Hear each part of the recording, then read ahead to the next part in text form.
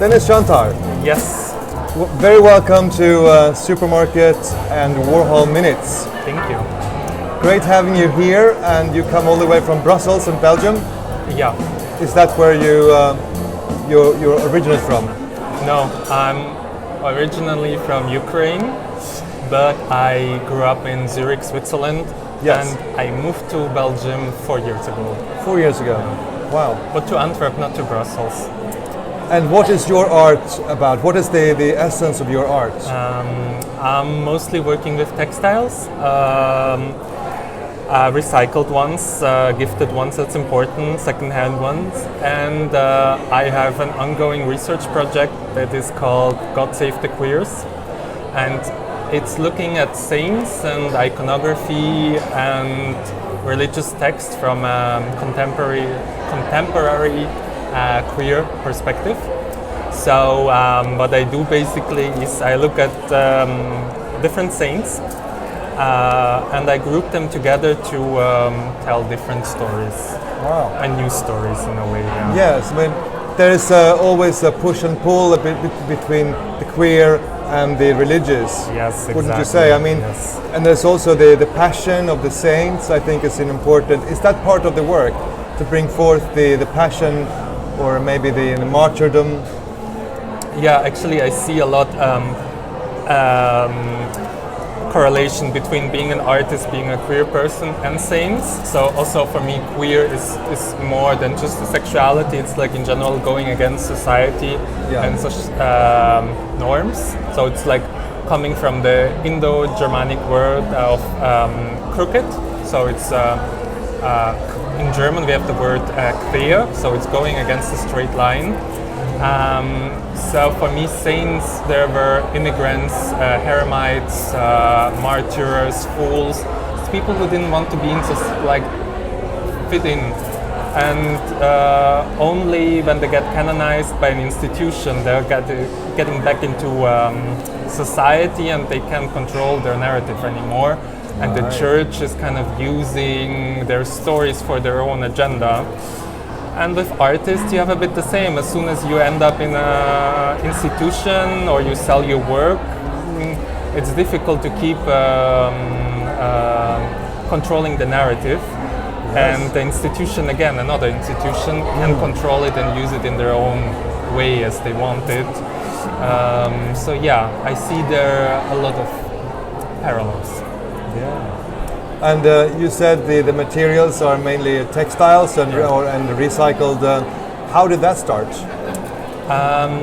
Yeah, that's interesting. I actually studied in Zurich. I studied photography and drawing and painting mostly. And then for my master's, I decided to study costume design because I did theater for a long time. And I really liked the costumes, so I applied and I got accepted in Antwerp. And since then, I started, actually only since 4 years, I really started to work with textiles, and I kind of fell in love with the material because it's so versatile. You can make 3D, you can make 2D, you can make clothes, you can make like collages, anything. So really, I really just found my material in textile. Right. And what are you showing here at Supermarket this year?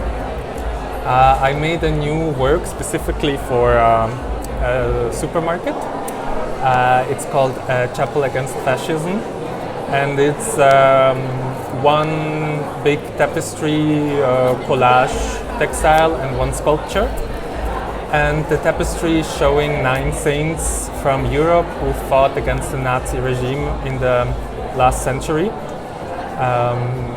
And they're building together a bit a map of Europe. So they come from different countries, and they're standing on a snake, which represents the fascist regime.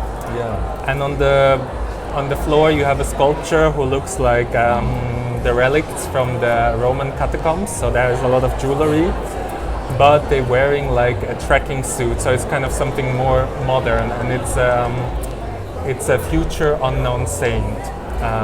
So I wanted to bring the 20th century into the 21st century to make the connection with the rising of fascism again. that there are still people fighting and will fight for freedom and peace, like the saints in the tapestry did. So it seems like your work is political in so many ways, both as the politics of religion, politics of queerdom, politics going on presently. So do you think you make a difference? Do you think is that why you do it? You want to change opinion and open the discussion? I'm not sure if I'm actively changing something. I'm not sure if art has... But this is a massive installation you're doing. Yeah. I think for me it's not with the thought that I may change something, but it's more of I need to process also a lot of things that is going on, because it's so much, and every day you have bad news, and as an artist I need to process it somehow, and I feel it's also a responsibility when I get a platform, especially as international and as big, so to really talk about it. That's what I say as well. Yeah. As an artist, you have a stage. Yeah. You have to say something important. Exactly. So that's what I'm trying. I think that's for me important. The interesting thing was, when they gave me a complot, Brussels, the space who invited me, and I got a bit carte blanche, I wanted to make something more fun, but then, I started... You have to reflect the world and the situation. And I was like, I can't, I have to do... it's something I wanted to do anyways, but later, but then I thought maybe it's the right point, it's the right time to really do this chapel against fascism. Yes, the chapel against fascism. Yes. That's fantastic. Thank you. And what is your next project? Where are we going after this? I'm gonna take some holidays in Sweden. Are you? Yes, I'm staying a bit longer after the supermarket, because last year was quite busy. I had a lot of projects, and this is kind of the last one wrapping up from last year. And then I'm gonna continue. I really like the format actually of making it's a very big work. So it's the biggest so far, but I really like it. It makes a lot of sense to have this work big. So I'm thinking of some other chapels already. Because there is still more things, some more topics to talk about. And also make some smaller works of just smaller icons. Did you have a religious upbringing? Yeah. Orthodox, yes. For 10 years we went to the Russian Orthodox Church in Zurich. We had a commune there. But I was really into religion. So it's not like just going on Sunday, because you have to. It was truly something you I were believed quite in. spiritual as a child. Yeah. I did a lot of praying and fasting, and on the holidays we would go to monasteries and pilgrimages. So it was something I truly believed in.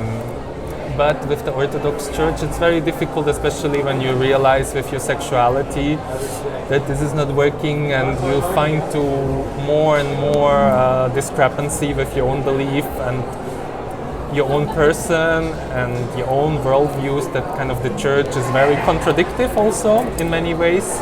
It is, and it can still fit in your own conscience or in your own world. Yeah. I grew up a Catholic, and we also have, when I had my children, I found it difficult to explain to them how it works and how it's possible. Yeah. But maybe you can convey a feeling or something. And maybe art can be, as you say, the chapel. Yeah, exactly. And save us from fascism. I hope so. I hope. Someone has to be the Baptist. Exactly. We're Baptist against fascism.